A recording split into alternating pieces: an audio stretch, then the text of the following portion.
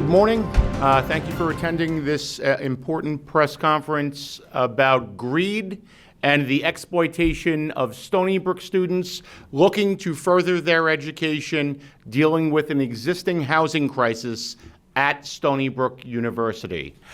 On Thursday, July 2nd at 4:15 in the morning, the Setauket Fire Department responded to reports of a house fire at 19 Salem Drive in the hamlet of Stony Brook.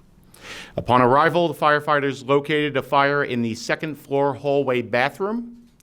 The fire had extended into the walls, but thankfully, due to the intervention and heroic intervention of the Setauket volunteer firefighters, the fire was contained and extinguished. Once the fire scene was secured, it was turned over to the Brookhaven Town Fire Marshal, who immediately notified investigators from Brookhaven Town's law and building departments. As a result of the town's investigation, 2 individuals, defendant, husband, and wife, have been charged with 30 counts of various violations of the Brookhaven Town Code. These charges involve all manner of violations which might come from owning and operating an illegal, extremely dangerous, overcrowded rooming house. This particular home was bursting at the seams with Stony Brook students and was a 4-bedroom home that was converted to a 10-bedroom house. Again, 4 bedrooms converted into 10 bedrooms for greed. The bedrooms were created from, amongst other things, an enclosed roof-over porch, over attic space, over a garage, and a large main attic space that was partitioned into separate living spaces on the 3rd floor of the house. None of these spaces had any means of emergency egress. In fact, our fire marshal on the scene determined that had the fire in the 2nd floor bathroom not been properly contained, the inhabitants of the attic space immediately above it would most likely have suffered serious injury, if not death. Most of the living spaces had hot plates, microwaves, small refrigerators, rice cooker, assorted cookingware, and soiled dishware. The basement had several exposed and dangerous electrical boxes.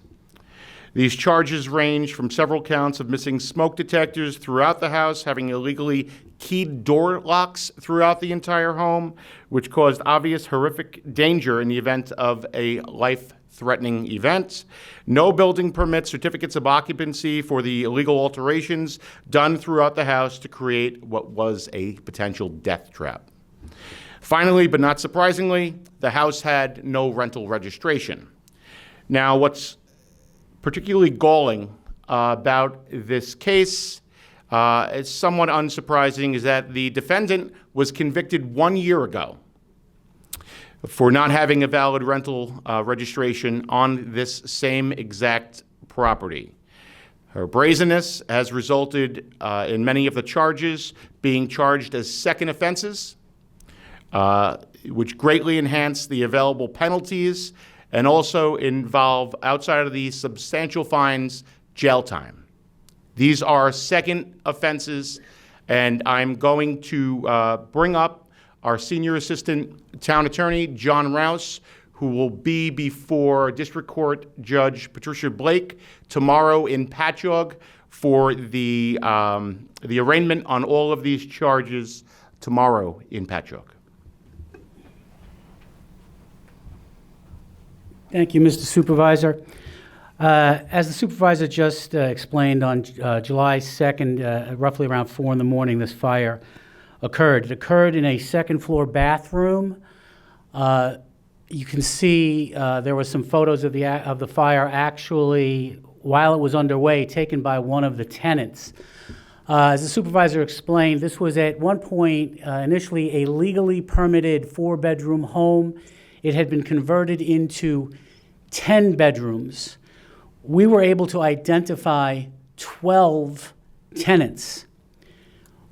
The way that came about was that when our fire marshal arrived on the scene, began investigating it, noticed that there were only a few people around. As it turns out, the owners of the home, the 2 defendants, husband and wife, appeared at the home having learned that there was an issue and told the tenants to leave. 3 of them, however, were identified by the fire marshal on the scene.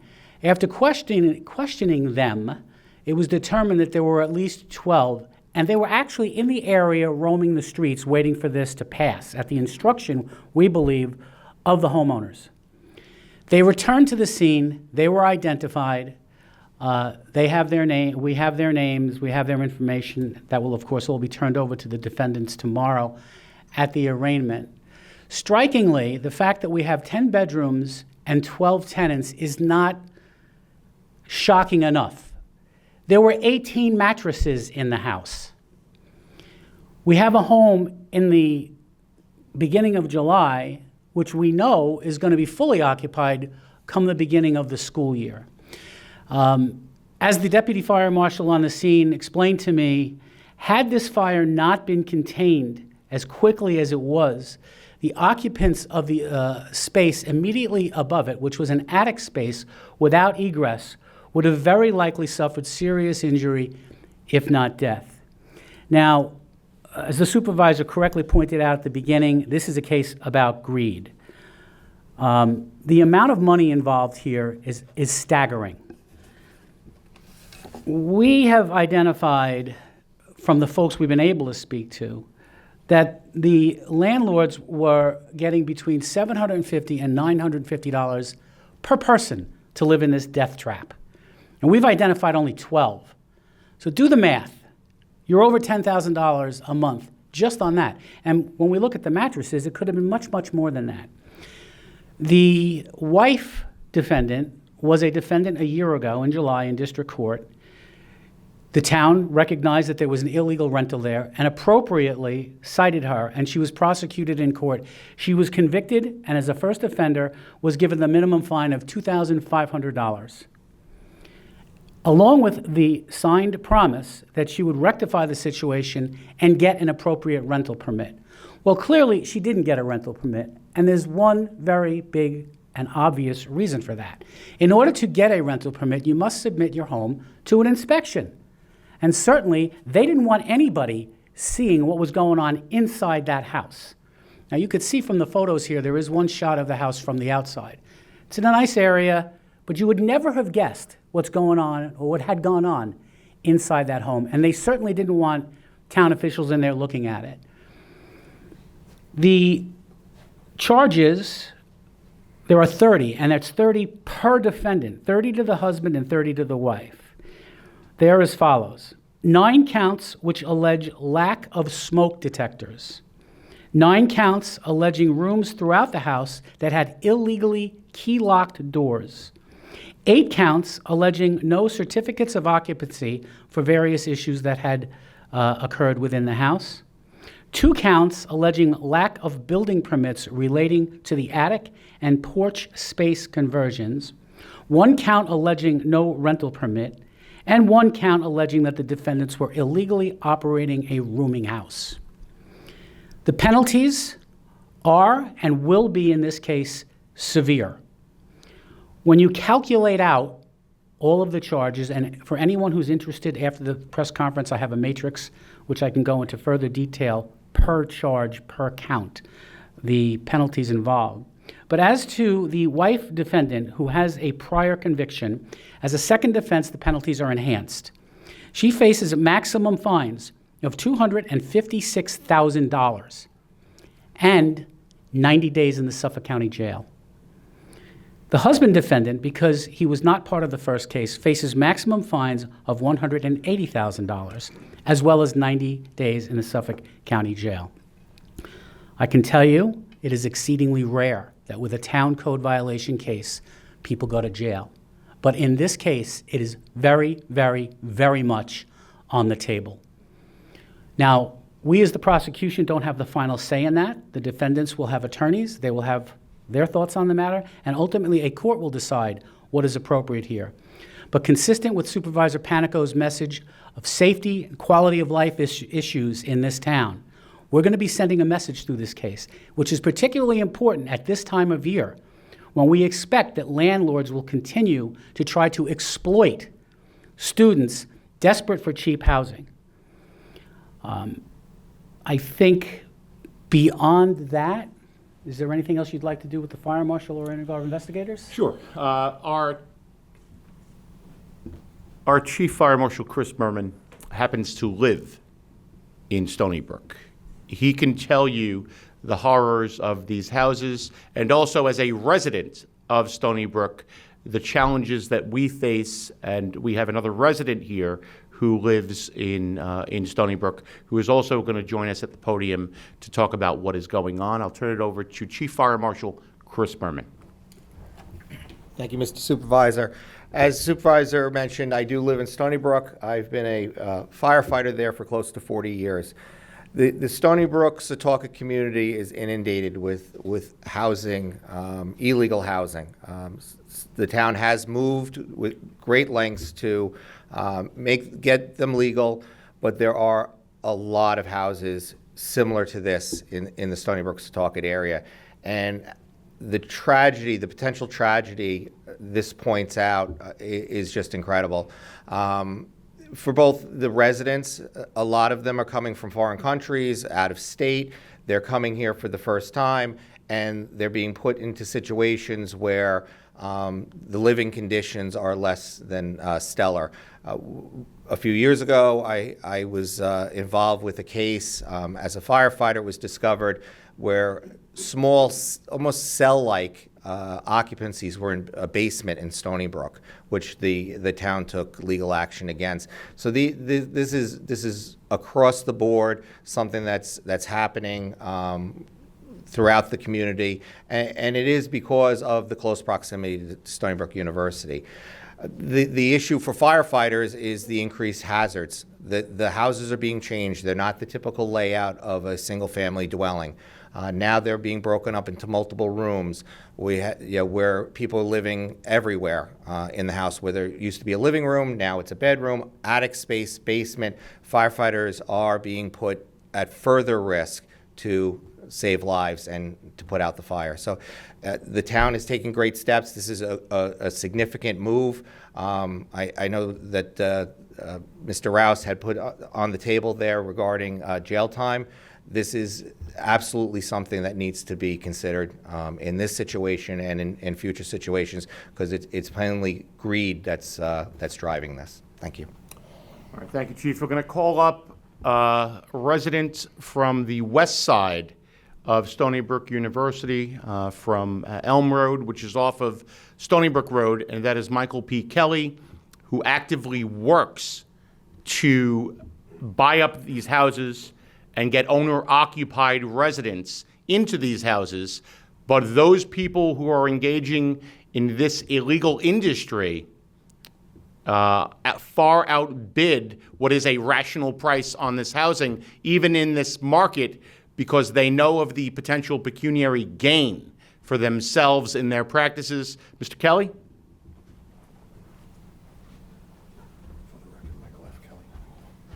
Mr. Supervisor.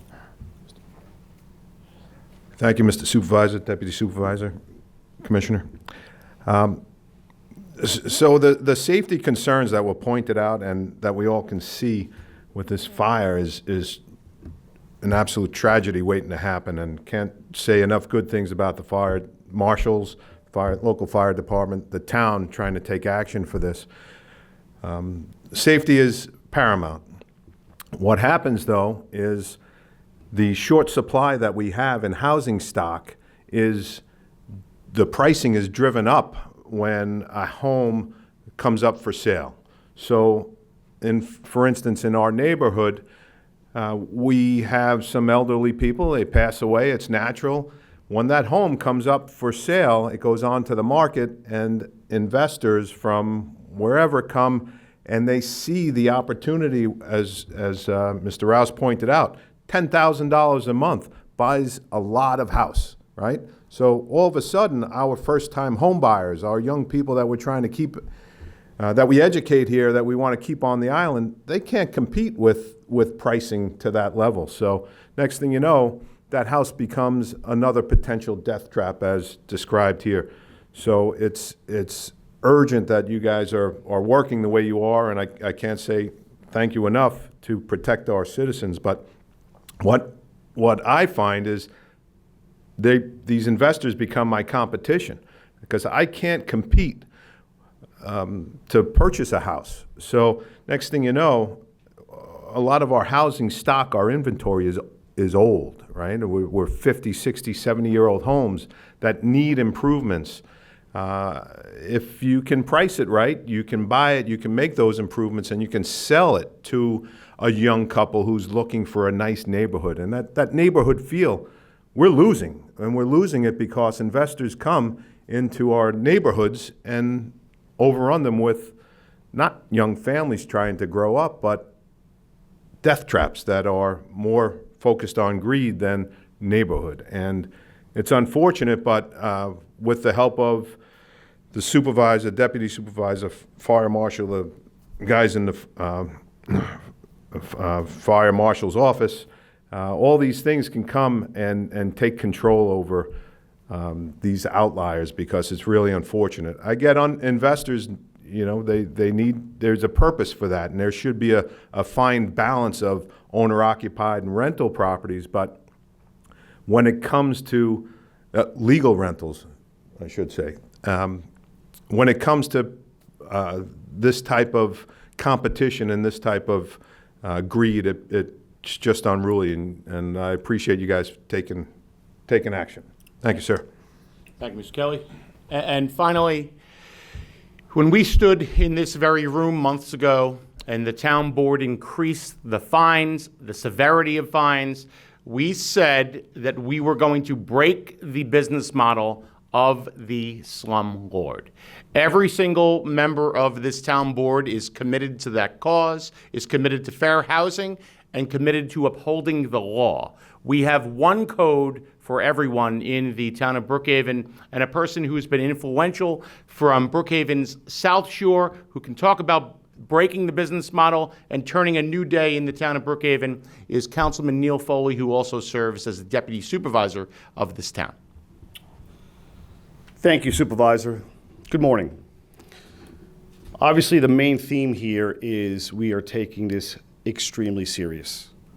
I just want to recognize our law investigators, our great fire marshals, our town attorneys. And my message to the people of the town of Brookhaven is, if you see something, say something. This is going to happen again, and we were very lucky this time that no one lost their life. Thank you, council member. So you heard from Mr. Rouse. Penalties here, it's not $2,500 anymore. It's $256,000 and potential 90 days in jail on one defendant and $180,000 and 90 days in jail for the other defendant. If you're watching this and you own a home in Stony Brook or anywhere else, we are going to break your business model. I'm sure attorneys will be hired on the other side. This will go before a judge, and justice will be had by this town for its residents. We're committed to the quality of life of every resident and the safety of even visiting college students that go to Stony Brook or anywhere else. I thank you all for attending. I will note, because of my own bad handwriting, that Michael P. Kelly is actually Michael F. Kelly. So I apologize for that. I appreciate you coming to the press conference and everything that you do in your community to alert us and to also try to spur on the owner-occupied movement in this town. I will open it up for any questions. Call. A question for Chris. Do you have a cause of the fire, and was the house condemned? The house was condemned by the building division. The cause of the fire is officially going as undetermined. Can't rule out smoking materials. When determining a cause of fire, if you don't have a definitive answer, but you have potentials, and in this case, the very big potential is that it was smoking materials because of other evidence that we found at the scene. Smoking at the cigarette smoking? Yes, yes, correct. And was anybody injured? There were no reported injuries.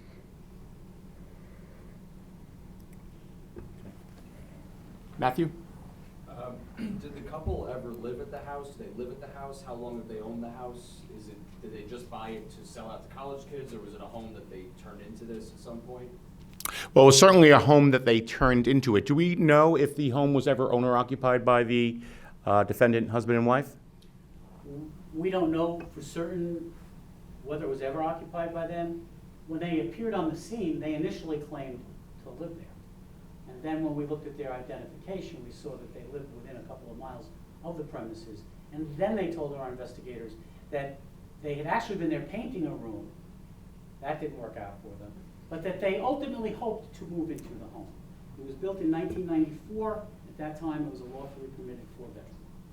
And Matthew, to follow up on your point, we'll litigate this in court. We have statements from the students who occupied the house. There is a common scheme and ruse that was well crafted here and somewhat tightly buttoned up. But when you have that many students living there, that ruse quickly unfolded. And all of the statements will be presented tomorrow at the arraignment. And just one more on that. You mentioned about a one-year gap from the initial citations to now. Did the homeowner resist inspection? What was their follow-up from the town to ensure that she was compliant with the former citation? Well, I'll turn that over to you because we've had conversations. There's substantial evidence that the defendant knew or defendants knew what they had to do and looked for a workaround when it came to doing what was right. Should I go on any further than that or leave it there? Again, there was a guilty plea. They were well aware of the fact that we recognized that they had no rental permit. They were given a minimum fine or she was given a minimum fine because it was a first offense, which is not uncommon, because we are not looking at this as a revenue-generating mechanism. We want compliance and safety in our communities. So along with that fine came a written promise that, in fact, they would get the rental permit, which then triggers an inspection of the property, which, of course, that's what they didn't want to do. So that was up for review anyway when this happened.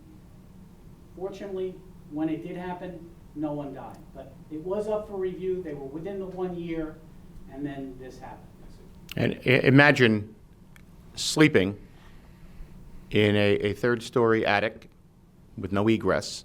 Had that door been open in the bathroom, the fire would have easily and quickly climbed up those stairs, and to wake up in the early morning hour at 4 o'clock in the morning to see what is an attic that's been partitioned into bedrooms, engulfed into flames, and you have no means of getting out of that home. This was known from the first case. And had people perished, this would be a very different prosecution, rather from the town to felony charges in a different court in jurisdiction.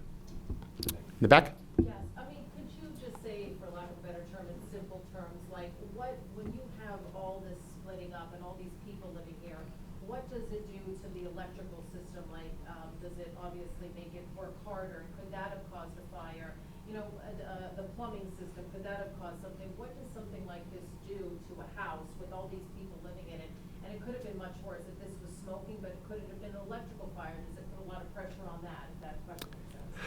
Well, I couldn't say. The cause is indeterminate, but when you cut up rooms in such an indiscriminate manner, a lot of times because things are not done by the book, and the book is a New York State code, they're wired up in makeshift walls, and they're not done safely. The code exists, the New York State Building and Fire Prevention Code, Electrical Code, the Town Code, to ensure the safety of our residents. And that's the same from Brookhaven to any other town in New York State. And in this case, there is a glaring lack of desire to have any type of introspection into the home because it was a game. It was a game to bring money from these students into the pockets of the owners that was perpetrated on the people of the town of Brookhaven, the community of Stony Brook, and ultimately, you know, the kids who go to Stony Brook I went to Stony Brook. I'm a proud Stony Brook graduate. I didn't know what the building and fire prevention code was, nor would they know. These kids are being exploited by slumlords, and their lives are being put in danger for the pecuniary gain of people who care about money more than anything else. And that is the model that we are going to break in the town of Brookhaven. We fully expect this to go to trial. We're prepared for trial, and we're prepared to win this trial on behalf of the residents of the town of Brookhaven. Dan, does the university need to address the housing shortage on campus? They most certainly do. I spoke to the university yesterday in advance of this press conference. There is a great need for student housing on campus. They clearly have the land to do it. There needs to be a commitment from New York State to fund that housing, get that housing built, and work to solve the problem. You know, you ask most everyone in the Stony Brook community, they're proud of Stony Brook University, the work they do there, how the university has grown in reputation. They have the property. New York State needs to make the commitment for student housing on their campus, which would solve a lot of these problems. And, you know, we're not waiting for the university. You know, this is going to be the wake-up call, the second step from raising the fines, as a result of a lot of tips that the councilman mentioned about seeing something, saying something. We have active investigations throughout everywhere in Stony Brook, but it's not limited to Stony Brook. All across Brookhaven, a town geographically bigger than Nassau County, we have thousands of investigations into illegal housing, and we follow up on every single tip that we have. So if you're a Brookhaven resident watching this broadcast, call your council member, call the supervisor, and we will follow up on the information that you provide. Maybe could John Rouse address how many kitchens were found or discovered in the house, please? Sure. Mr. Rouse, you want to talk about the hot plates and... So we believe there was only... Can you go to the microphone, sir? Sure. There was the one kitchen in the house. However, almost all of the living spaces contained cookware in the nature of microwaves, hot plates. There were several rice cookers found throughout. And as college kids are wont to do, there was nothing but dirty dishes and soiled stuff all over the place. Now, we have that in our own homes. But as far as the safety issues, there was only the one kitchen. And you'll notice in these photos, in the kitchen area, the cabinetry in the kitchen area, there were actual designations on each of the cabinets corresponding with the room numbers. Cabinet 1A went to tenant in 1A. Cabinet 1B went to tenant in 1B. But you only had one kitchen. So they were taking these living spaces and creating their own kitchens within those living spaces. And those were the places where we found no smoke alarms. So hopefully the message is out there. This won't be the last press conference we have. We had an aggressive prosecution and success down on our South Shore, and it has become knowledge to me and other members of my staff and the law department that an entity that was previously prosecuted by this town successfully that resulted in record fines has taken about to set up a different LLC and to try to continue business. So we will see you again when that case comes to a head. But I thank you all for attending. This is important that the message is out. It is a new day in the town of Brookhaven, and if you are a slumlord, we are going to break your business model. And if you persist, you may find yourself in Suffolk County Jail. Thank you all.